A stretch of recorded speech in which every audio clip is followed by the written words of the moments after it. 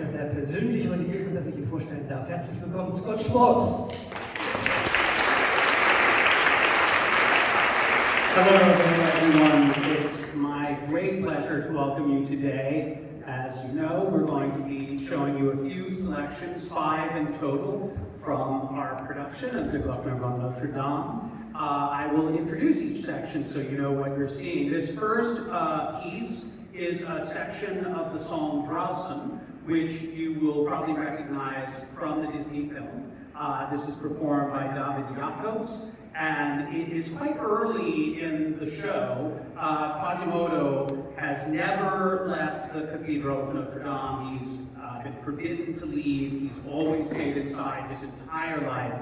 And today is the Narrenfest, the Feast of Fools, and he's heard that this may be the last time that it's going to be happening, and so he's struggling and trying to decide whether or not he should go out there. And in this song, in this part of the song, we're only going to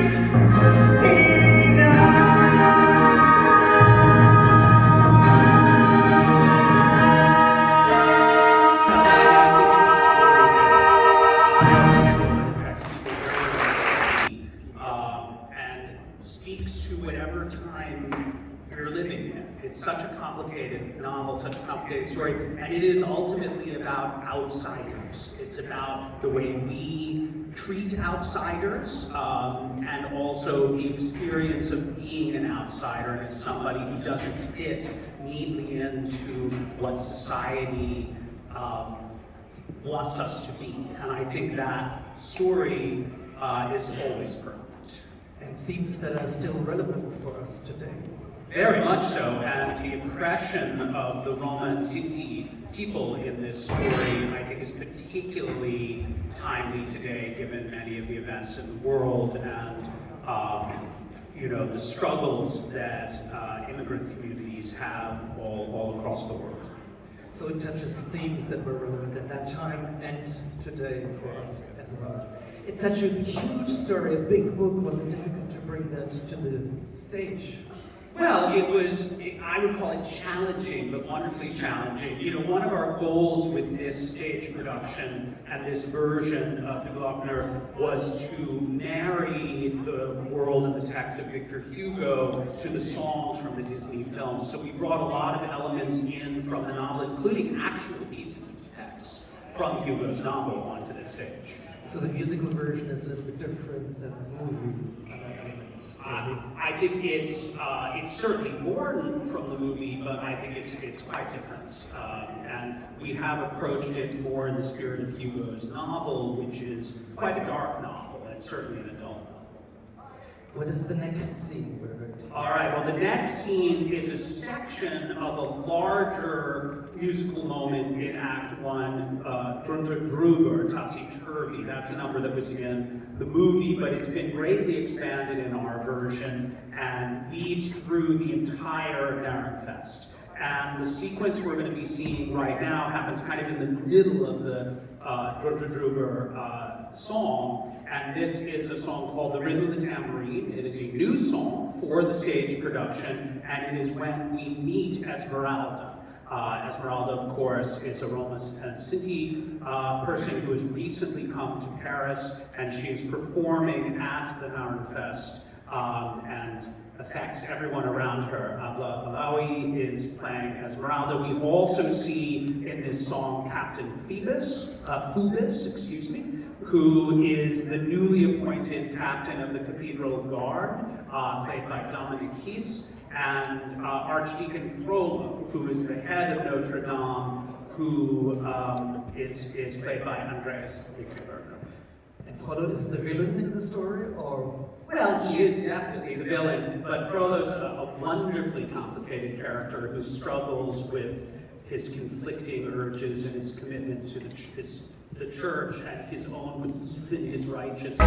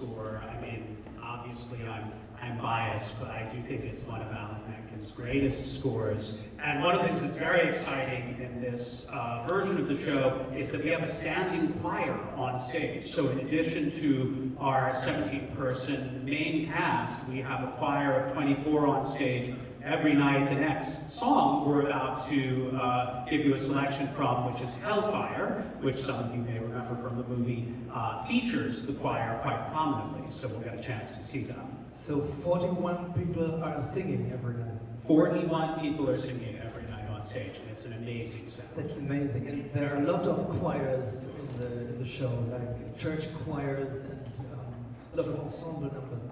Yes, absolutely. The choir is very, very important. They sing liturgical music in the cathedral, they sing in all the big group numbers. They're a whole palette that kind of underpins the entire production, entire show. And one of the concepts of this production from the very beginning has been to put the score front and center. That yes, it's a full theatrical production, but that it also feels almost maybe a little like an oratorio, where we're really focusing on the music. Because the music is so strong, you thought this should be in the foreground. Absolutely. Well, I think one of the reasons people keep coming back to this particular adaptation of the Glöckner von Notre Dame is the score and the music. People love it so much.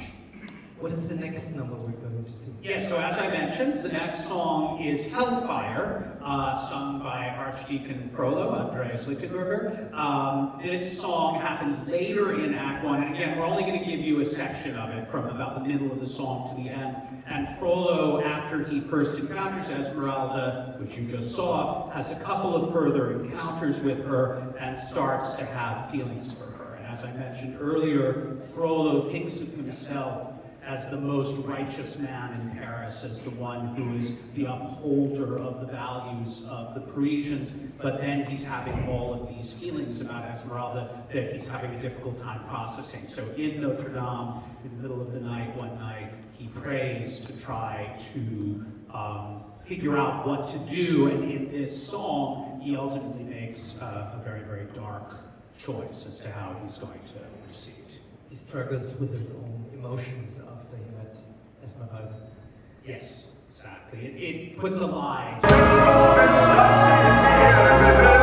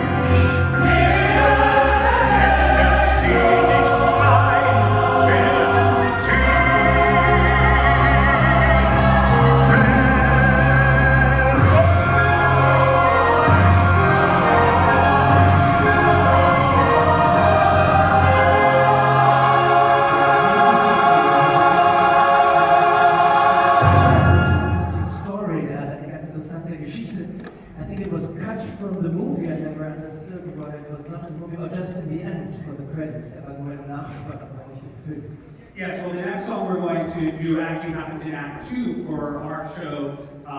It is called Einmal Someday, and it was indeed written originally for the film, but interestingly enough, it was written for the same spot where another song, which ended up being in the film called God Help the Outcasts. Really? Yes, and I think ultimately, from what I understand, the specific content of God Help the Outcasts was more appropriate. It was earlier in the movie. It's Esmeralda's, in the movie, it's actually Esmeralda's first song, not in our show. And then someday, when we were working on this version, we discovered that there was a moment in Act 2 where we needed to hear from Esmeralda again. And in this moment, much has happened.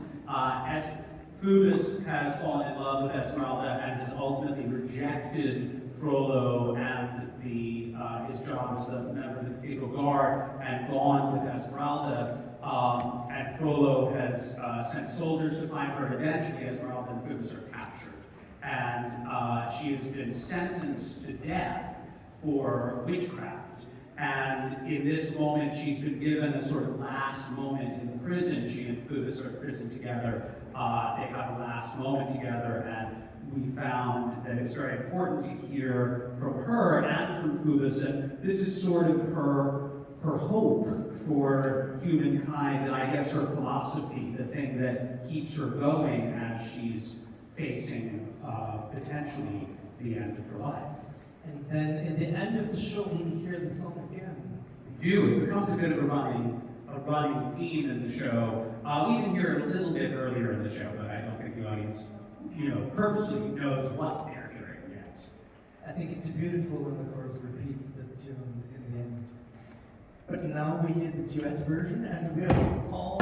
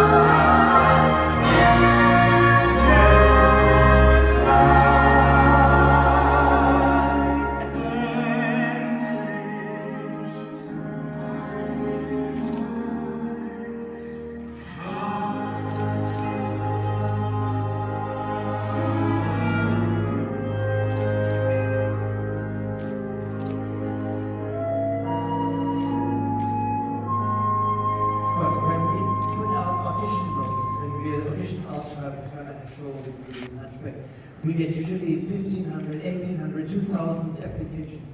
When you cast a show like that, what are you looking for? What kind of talent do you need to be part of a show like that? Well, the Glöckner requires a very specific kind of performer because they have to really be actors. We need really great actors because all of the characters are meant to be complicated and multi-layered and multifaceted. It's not sort of, simple, carbon cutout kind of stock characters. We want these to be real people. And that is not only our amazing principal cast, but every single member of the cast needs to bring an enormous complexity to their role, but they also have to sing incredibly because the score is so front and center. So it's a challenging job, but I feel so lucky. I feel like we found such amazing talent here, and I just couldn't be happier with this cast. So it's not just enough to have a great voice, you need really great actors as well. Yeah, and they have to move. I remember when we found people that they had to go to the dance call, da mussten sie natürlich auch nach dem Vorsingen, Vorsprechen zum Vortanzen gehen. They had to do the dance call. Well, and you saw a little tiny hint of it in Rhythm and Tambourine, but there are a couple more numbers where there's quite a lot of dancing. There are wonderful dancers throughout the company, and also Quasimodo, who we're going to see again in a minute in this last selection, is an incredibly physically demanding role, and so you need an actor who can physically create and inhabit that that person. And so we're very, very lucky to have Yada Yagas or so active with us. Bells are very heavy. They are, well, they are, you know, I mean, made of iron and all of that, so.